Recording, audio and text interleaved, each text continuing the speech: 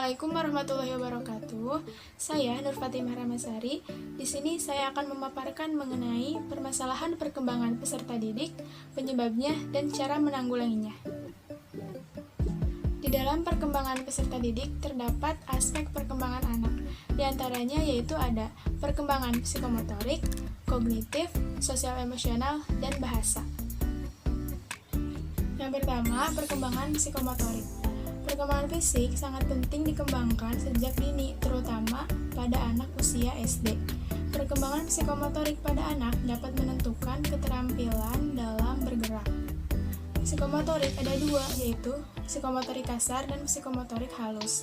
Psikomotorik kasar adalah gerakan tubuh yang membutuhkan keseimbangan antar anggota tubuh, sedangkan psikomotorik halus adalah kemampuan yang berhubungan dengan keterampilan fisik.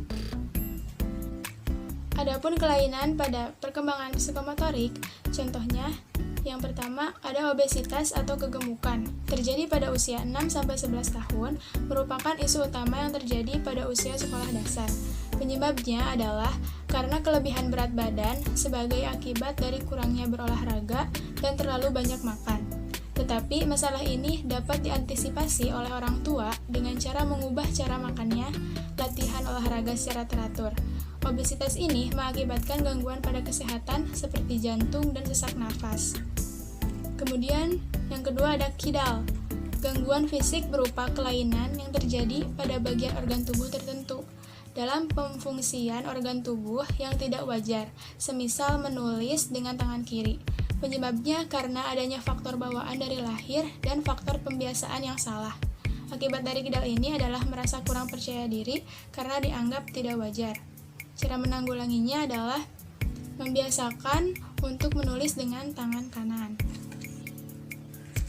Kemudian ada kesulitan menulis atau sering disebut dengan disgrafia. Disgrafia ini berbeda dengan tulisan tangan jelek. Tulisan tangan jelek biasanya tetap bisa dibaca oleh penulisnya dan juga dilakukan dalam waktu yang relatif sama dengan yang menulis bagus. Akan tetapi, untuk disgrafia, anak membutuhkan waktu yang lebih lama untuk menulis. Dalam menulis sesuatu, kita membutuhkan penglihatan yang cukup jelas, keterampilan motorik halus, pengetahuan tentang bahasa dan ejaan, dan otak untuk mengkoordinasikan ide dengan mata dan tangan untuk menghasilkan tulisan.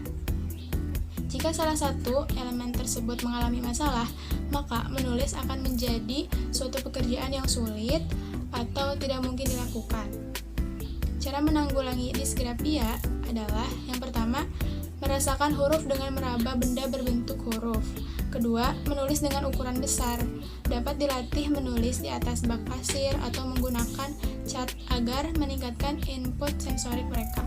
Yang ketiga, menulis di tanah liat atau clay atau lilin malam dengan cara dibentuk-bentuk.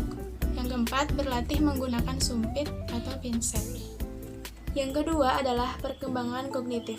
Perkembangan kognitif adalah perkembangan yang berkaitan dengan kemampuan berpikir, seperti kemampuan bernalar, mengingat, menghafal, dan memecahkan masalah, juga berkaitan dengan perkembangan otak. Adapun jenis permasalahan pada perkembangan kognitif adalah 1. Masalah stres pada anak, seperti yang dialami dalam kehidupan, seperti perceraian, kematian orang tua, percekcokan sehari-hari, dan hidup dalam kemiskinan. Adapun cara menanggulanginya adalah adanya suatu relasi dasar atau hubungan yang saling percaya dan bersifat jangka panjang, dan dukungan keluarga juga sangat penting. Kemudian ada gangguan tentang kecemasan atau ansietas. Rasa panik adalah hal yang wajar terjadi pada anak-anak. Saat anak seringkali terlihat cemas dan bahkan kecemasan ini sampai merugikan anak-anak. Contohnya anak tidak bisa tidur, ketakutan terhadap individu lain, dan sebagainya. Penyebabnya adalah anak mengalami trauma mendalam, obsesif, kompulsif, atau trauma tertentu. Cara mengatasinya adalah segera minta bantuan psikolog atau tenaga ahli untuk membantu anak mengendalikan kecemasan dan meredakannya. Yang ketiga adalah perkembangan sosial emosional. Perkembangan sosial emosional terdiri dari dua bagian, yaitu perkembangan sosial dan emosional. Perkembangan sosial adalah tingkatan jalinan interaksi anak dengan orang lain, mulai dari orang tua, teman bermain, hingga masyarakat secara luas. Sedangkan perkembangan emosional adalah memaknai emosi sebagai setiap kegiatan atau pergolakan pikiran, perasaan, nafsu, setiap keadaan yang hebat dan meluap-luap. Adapun yang mempengaruhi sosial dan emosional anak adalah keadaan anak secara individu, pengalaman belajar, konflik dalam proses perkembangan, dan faktor lingkungan keluarga. Kemudian ada jenis permasalahan dalam perkembangan sosial emosional, yaitu 1. Ingin menang sendiri. Perilaku yang tidak mau dan tidak bisa menerima kekalahan. Kaitannya dengan sifat iri hati atau cemburu pada teman atau orang lain. Penyebabnya adalah anak terlalu dimanja, pelampiasan dari perlakuan kasar, anak merasa kurang diperhatikan. Cara mengatasinya adalah berusaha untuk mengingatkan anak tanpa menyinggung perasaan anak, perlakukan anak dengan sabar, dan ajari anak bergaul dengan baik dan menyenangkan. Yang kedua adalah memiliki emosi yang meluap-luap atau cepat marah. Penyebabnya adalah karena suasana hati yang terganggu, pengaruh dari luar, meniru perilaku orang lain, dan suka dilarang-larang.